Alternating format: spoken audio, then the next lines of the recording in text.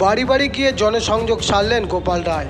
কলকাতা কর্পোরেশনের 112 নম্বর ওয়ার্ডের কাউন্সিলর গোপাল রায় আজ 112 নম্বর ওয়ার্ডের ব্রহ্মপুর শিব মন্দির নাদান পার্ক অঞ্চলের বাড়ি বাড়ি গিয়ে স্থানীয় বাসিন্দাদের সাথে দেখাও করেন ও তাদের বিভিন্ন সমস্যার কথাও শোনেন এবং তাদের সমাধানের ব্যাপারে আলোচনাও করেন।